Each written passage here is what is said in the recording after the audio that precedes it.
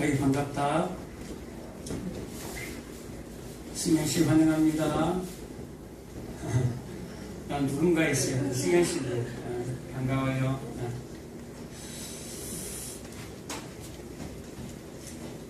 잘하겠습니다. 무리를 걸으시는 주님, 우리를 걸으시는 주님, 우리를 걸으시는 주님. 우리를 걸으시는 주님.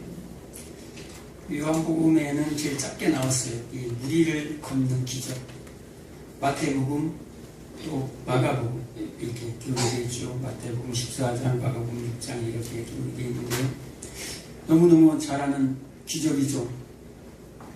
누가 또 무리를 걸었나요? 베드로가 무리를 걸었어요. 그래서 전 세계 많은 사람들이 지금도 아마 유튜브에 보면 무리를 걷는 기적 해가지고 그 치면 다 나와요. 별 사람들이 다 막 무리를 걸어다녀요. 야, 대단하대요. 정말 대단해요. 걸어서 뭐 할 거예요? 지구 한 바퀴도 못 돌면서 조금 가다가 말아요. 빠져 죽어요. 근데 그 동영상을 만들어서 이제 올리는데 무리를 그렇게 걷고 싶었을까? 베드로가 우리는 그 성경을 보면 야, 나도 좀 베드로처럼 저런 믿음이 좀 있었으면 좋겠다 라는 생각 안 해봤습니까? 어떻게 저런 믿음이 생기지? 어떻게 저런 생각을 가지지? 아니, 풍랑이 일어서 지금 물속에 빠져서 호우적대는데 주님이시면 명하사 나도 똑같이 주님처럼 걷게 해주십시오. 아니, 살려달라고 지금 얘기해야 되는 판국에 이야, 대단하지 않습니까? 이 베드로는 뭘 봤어요? 오병의 기적을 봤어요. 그리고 이 기적 앞에 마가복음 4장에 보면요, 제자들이 또 큰 풍랑을 만난 적이 있어요. 한번 큰 풍랑, 광풍을 맞아요. 그런데 이 물이 쳐서 이제 배 안으로 들어오기 시작합니다. 그런데 예수님은 자고 있어요. 아, 주님 뭐 하십니까? 선생님 뭐 하세요? 큰일 났어요. 물이 지금 배 안으로 들어옵니다. 그때 예수님이 뭐라고 얘기합니까? 믿음이 적은 자가 아니라 이 믿음이 없는 자들아. 믿음이 아예 없는 자들아. 이 믿음이 없는 자들아. 아, 책망하세요. 그리고 오늘 본문은 이제 마태복음, 마가복음에 또 나오는데요. 이 믿음이 적은 자들아 라고 얘기합니다. 믿음이 없다가 뭐 했어요? 조금 성장했어요. 믿음이. 왜 우리 인생 가운데 이런 풍랑을 주실까? 왜 이런 풍랑, 광풍 같은 바람을 주실까? 이 물이라는 것은요, 바다라는 것은 세상이에요. 그리고 물 위에 부는 바람, 파도, 풍랑이라는 것은 저주고 심판을 상징해요. 지금 베드로와 제자들이 예수님의 명을 받고 배를 타고 저 건너편으로 지금 가고 있어. 노를 가고 있단 말이에요. 누구의 명을 따랐어요? 자신들이 스스로 한 게 아니었어요. 누구의 명? 예수님이 먼저 가라고 하셨어요. 그리고 예수님은 어디로 갑니까? 산에 올라가서 예수님은 기도하고 있어요. 제자들을 위해서. 근데 제자들이 지금 뭐하고 있습니까? 풍랑과 지금 싸우고 있어요. 여러분 지금 풍랑과 혹시 싸우고 있나요? 풍랑과 혹시 싸우고 있습니까? 그 풍랑과 왜 싸우고 있습니까? 그런데 오늘 본문은 그 풍랑이 몰아치는 그 순간에 예수님을 보고 두려워했다라고 합니다. 제자들이. 풍랑을 보고 두려워한 게 아니라 요한복음에는 그 내용이 없어요. 마태복음, 마가복음에는 똑같은 내용에서 제자들의 그 풍랑을 보고, 광풍을 보고, 폭풍을 보고, 그 태풍을 보고 두려워했다라고 나와요. 그런데 오늘 요한복음에는, 요한이 보는 이 시점에, 관점에서는, 요한의 시선에는 그 두려움이 없어요. 뭐만 있습니까? 예수님을 보고 두려워했다라고 합니다. 그리고 예수님이 그 배에 오르니까 풍랑이 잔잔해집니다. 그리고 그들이 원하던 땅으로 이르렀더라라고 얘기합니다. 누구를 영접했어요? 예수님을 영접하니까 그들이 원하는 땅으로 21절에 이르더라라는 거예요. 여러분들도 다 주님을 영접했습니다. 여러분들이 원하는 그 땅으로, 주님이 인도에 가신 그 땅으로 다 이루실 것입니다. 아멘이십니까? 그런데 많은 사람들이요, 마치 예수님을 영접하면 저 두 2단으로만 줄여주세요. 너는 나도 2단으로. 많은 사람들이요, 예수님을 영접하면 이 풍랑이 이제는 잦아들겠지라고 생각을 해요. 이 풍랑이 이제 예수님을 영접하면 이 제자들처럼 잦아들겠지 생각한다라는 거예요. 마치 이스라엘 백성들이 이 홍해의 기적을 만났어요. 홍해가 열렸어요. 이야, 그 엄청난 홍해의 물결 앞에서 홍해의 물결이 지나가고 마른 땅을 대로를 걸었다라는 거예요. 그러면 야, 이제는 우리가 구원받았으니까 대로가 열리겠지, 이제 풍랑이 사라지겠지 라고 생각을 한다라는 거예요. 풍랑이 사라질 것에만 초점을 맞춘다라는 거예요. 이제 뭐가 보이는데, 광야 40년이 기다리고 있는데 이들에게, 구원받은 이들에게 오늘 본문의 메시지는요, 풍랑이 올 때 주님, 이 풍랑을 좀 제거해 주세요. 주여, 이 풍랑을 좀 내 앞에서 홍해처럼 사라지게 해주세요 라는 게 아니에요. 우리 앞에 풍랑이 올 때 이 풍랑을 뭐 하라라는 거예요? 밟고 일어서라라는 거예요.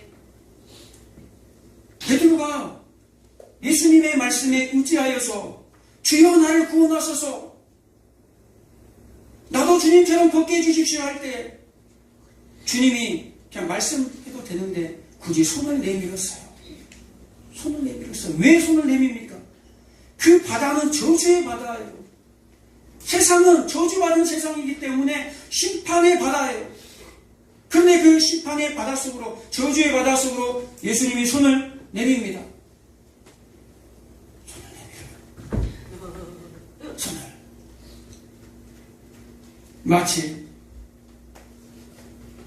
저주받은 나병 환자에게 손을 내밀듯이, 저주받은 나병 환자에게 손을 내밀면 예수님이 어떻게 됩니까?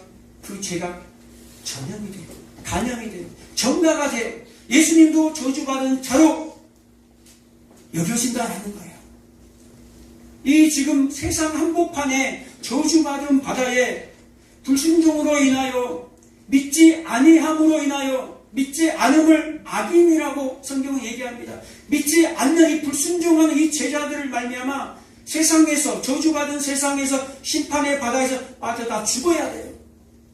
그런데 누가? 예수님이 손을 내밀어 내가 대신 빠져줄게 라는 말이에요.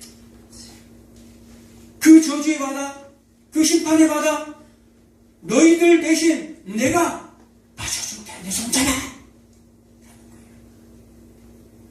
그리고 올라옵니다. 예수님의 손을 잡기 전에는 말씀에 의지하여서 나도 바다 위를 걸어가네. 걸어가.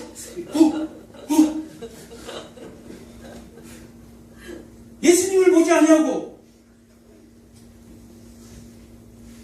내가 걸을 수 있는 기적에 초점을 맞춰버렸어요.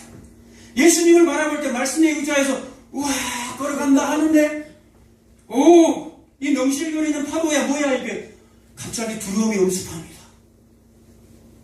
이때가 언제입니까? 밤 사경입니다. 밤 사경에, 저녁에 지금 이 바다를 출발했는데, 저녁에 출발했는데 밤 사경까지 뭐 하고 있습니까? 노를 젓고 있어요. 열심히. 밤 사경이면 새벽 3시에서 6시까지예요. 그러면 가장 어두울 때, 칠흑 같은 어둠이 임할 때 예수님이 바다 위를 걸어오시는 상황이란 말이에요. 옆에를 봐도, 아무리 봐도 칠흑 같은 어두 넘실거리는 파도밖에 없어요. 여러분 이런 상황, 여러분 삶 가운데 있었지 않습니까? 아니면 지금도 그 상황 속에 있지 않습니까? 앞으로 파도가 지나가면 또 그 파도는 또 찾아내요. 그런데 신기하네요. 파도가 너무 지체만한 파도가 덮칠 것 같은데 흰기루처럼 사라져요. 파도는 속지 마세요. 속지 마세요. 지칠만한 파도가 우리 삶 가운데 찾아오는데 속지 마세요. 그리고 그 파도를 보았을 때는 바닷속으로 다시 빠져들어가지만 예수님의 손을 잡고 올라왔을 때 베드로의 모습은 어떠합니까? 주님과 함께 그 파도 위에 서 있습니다. 그런데 여전히 성경은요, 파도가 넘실거린다고 얘기합니다. 여전히 주님과 바다 한복판에, 세상 한복판에, 저주의 바다, 심판의 바다 한복판에 서 있는 예수님과 베드로 평안하게 서 있지만 파도는 넘실거린다라는 거예요. 우리의 삶이 그리해야 된다라는 거예요. 여전히 풍랑이 사라지는 것이 아니라 풍랑이 넘실거리는데 거기에 예수님과 함께 있을 때 참 평안이 있다.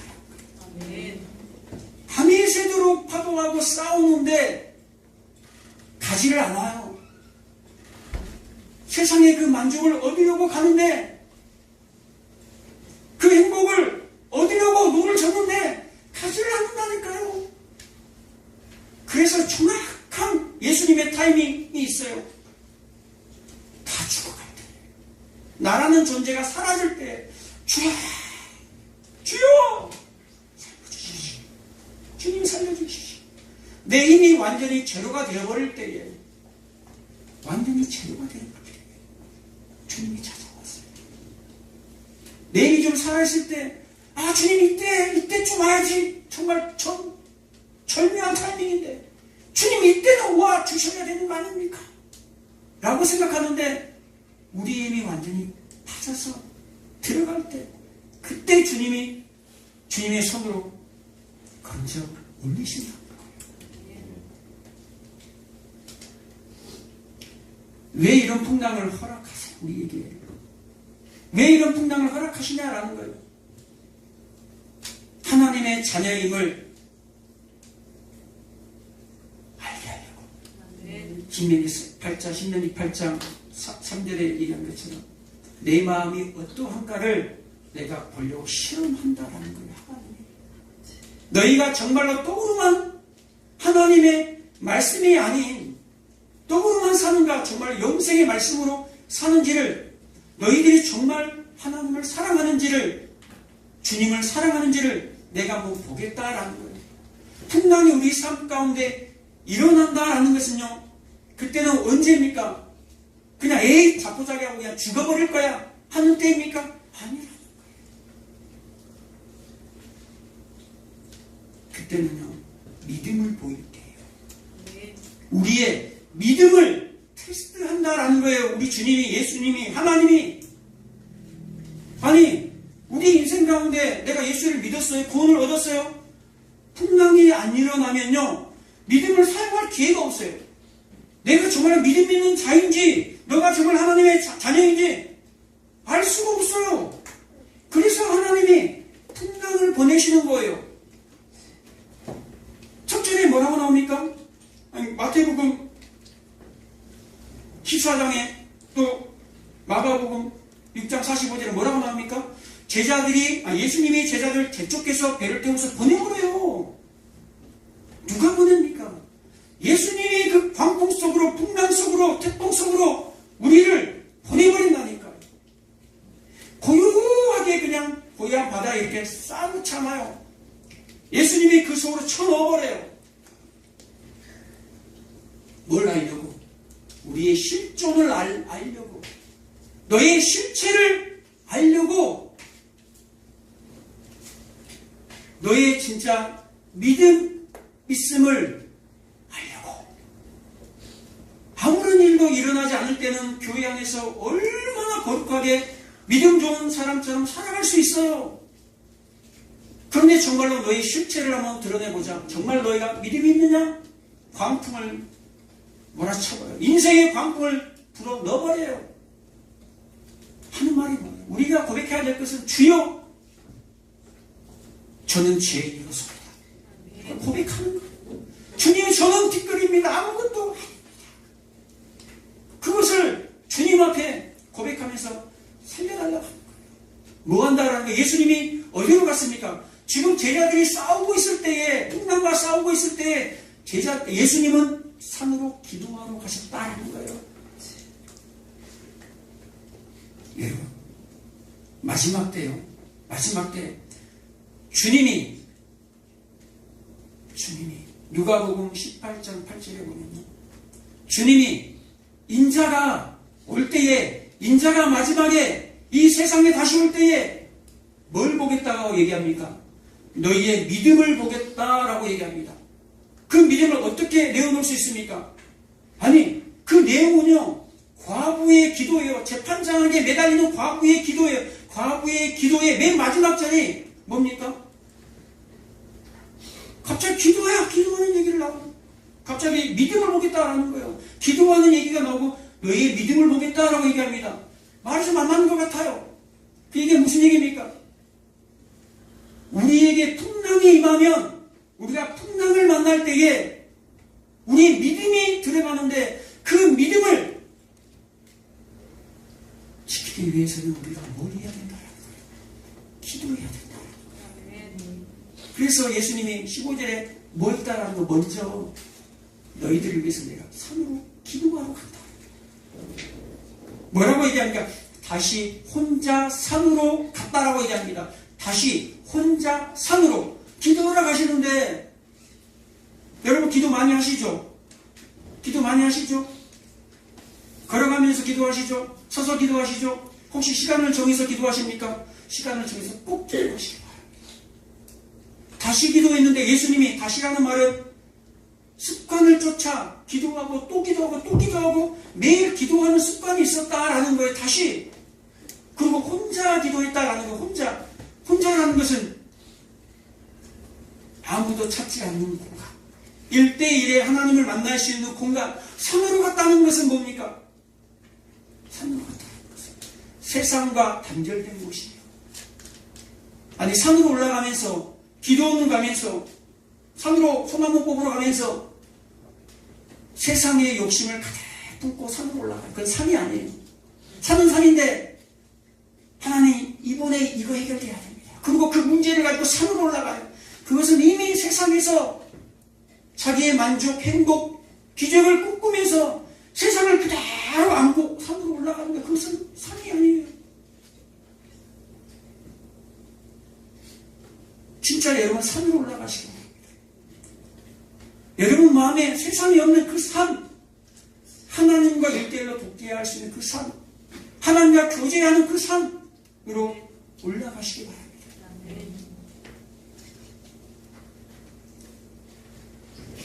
예수님이 오늘 이 심판의 바다에 제자들을 건지러 온 이 내용은요, 오늘 지금 우리를 걷는 표적이 5번째 표적이죠. 지금 이 요한복음에는 총 7개의 표적이 나옵니다. 그런데 총 7개의 표적에 다 무엇이 있습니까? 십자가가 있습니다.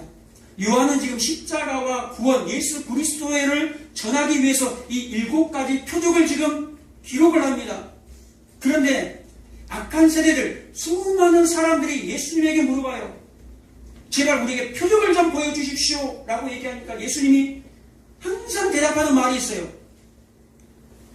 이 악한 세대가 표적을 구하나? 나는 너에게 보일 표적이 없다. 하나 있는데 그것은 요나의 표적밖에 없다라고 얘기합니다. 요나의 표적이 뭡니까? 요나가 니느웨로 가서 회개하라고 선포하라고 그랬는데 하나님이 다시스로 정반대의 길로 가버려요. 스웨덴으로 가서 선포해버린다는 거예요. 그런데 중간에 다시스로 가는 과정에서 예수님이 요나에게 풍랑을 만나게 해요. 구약의 선지자 요나, 풍랑을 만나게 해요. 그런데 그 해답은 요나가 그 풍랑 속으로 빠져야 돼요. 그래야지만이 바다에 있는 이방 선원들이, 그 배에 있는 이방 선원들이 다 구원을 받을 수가 있다라는 거예요. 그 요나가 물속에 빠져서 며칠 동안, 3일 동안 물속에 뱃속에 있었어요. 그러다가 다시 살아났죠. 살아나서 하나님이 명령한 대로 순종하여 니느웨에 가서 선포합니다. 그리고 그들이 구원받습니다. 12만 명이 12만 명이나 되는 그 사람들이. 그 요나와의 표적처럼 예수님도 뭐라고 얘기합니까? 나도 죽어서 십자가에 죽어서 3일 만에 땅속 수월로 내려갔다가 그러니까 지옥을 경험하고 올라왔다고 얘기합니다. 그래서 누가 살았습니까? 제자들. 우리가 살았다라는 거예요. 지금 예수님이 이 바다에 빠졌기 때문에 누가 산다라는 거예요. 이 제자들이 지금 산다라는 거예요. 누가복음 12장 50절에 보면요, 예수님이 세례 받을 것에 대해서 나옵니다. 예수님의 세례는요, 빠지는 거예요. 그 저주의 바다에서 빠져야 돼요. 누군가가 빠져야 돼요. 구약에 보면 나왔죠. 누가 빠졌습니까? 방주가, 노아의 방주 있죠. 그 방주가 세상의 그 물결 속에 온 지진, 위에 cung짝 아래 cung짝이 다 터져서 하나가 돼버리는, 분리가 된 것이 아니라 하나가 돼버리는 그 심판 속으로 빠져버려요. 그 방주가 누굽니까? 방주가 뭐 교회라고 얘기하는데 원래는 교회가 아니에요. 예수예요. 예수. 예수가 그 안에 있기 때문에 그게 교회가 된 거예요. 그 예수 방주를 다 발라놓죠. 뭘로 발라놓습니까? 역청으로 다 바릅니다. 그 역청이 뭡니까? 예수의 피, 십자가에 흘려주신 피, 예수의 보혈로 피로 한 곳이 방주예요. 그 시체더미에, 온 세상의 시체더미 속으로 누가 들어갑니까? 시체 속에, 그 저주의 바다 속에 누가 들어가요? 그 방주, 예수님을 상징하는 그 방주가 들어가요. 그리고 하나님이 다시는 물로 심판하지 않겠다고 뭘 줍니까? 무지건약을 주잖아요. 무지건약, 이렇게 무지건약.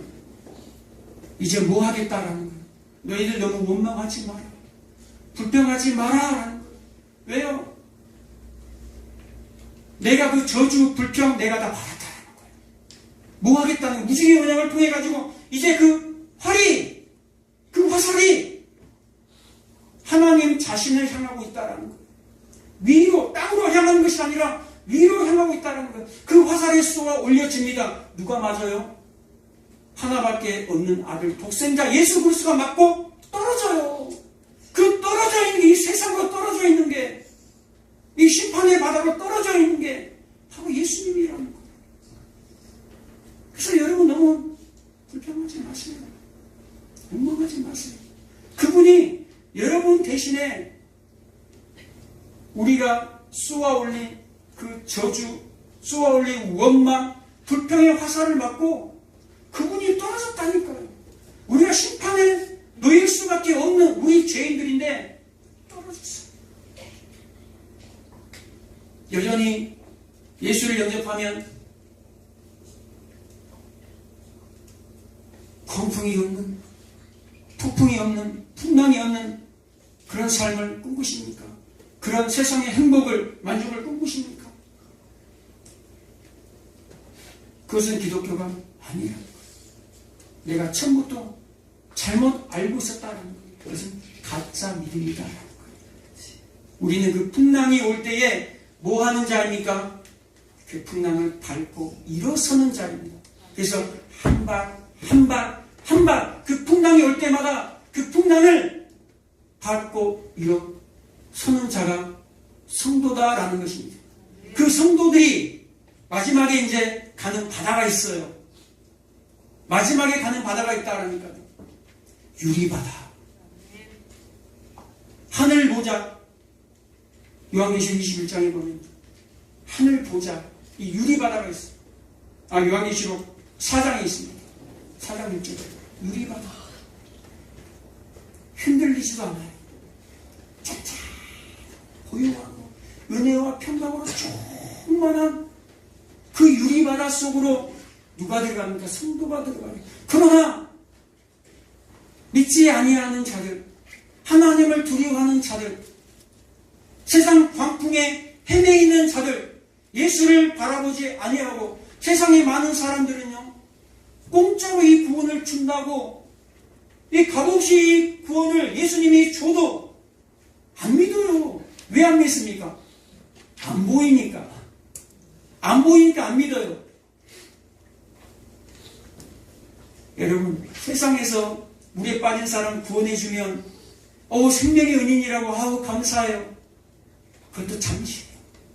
눈에 안 보이면요, 그 은인도 멀어져요. 그런데 우리는 보이지 않는 영원한 생명의 은인은 기억하겠어요?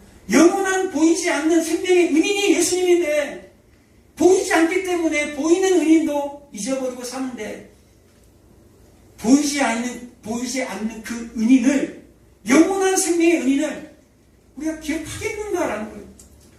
그래서 예배가 필요해요. 그래서 예배에 나오는 거예요. 그래서 말씀을 듣는 거예요. 그래서 기도하는 거예요. 그래서 찬양하는 거예요. 우리가 마지막에 떠날 때 하는 말이 있어요. 찬송가 314장. 이 세상 떠날 때 찬양하고 숨질 때에 더욱 사랑, 예수 사랑, 주님 사랑을 외치다 가는 게 우리 인생이에요. 그것이 우리를 지으신 목적이기 때문에 그렇다라는 거예요. 그런데 세상의 만족을 쫓아가는 인생들은요, 세상의 기적을 쫓아가는 인생들, 가짜 믿음을 가지고 있는 그런 인생들이 가는 곳이 있어요.